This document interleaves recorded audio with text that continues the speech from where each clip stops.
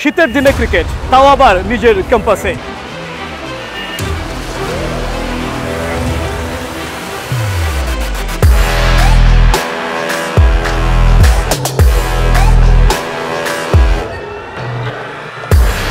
Bangladesh university থেকে ক্লেমন ইউনি campus cricket 2024-এর এই আসরটা শুরু হয়েছে।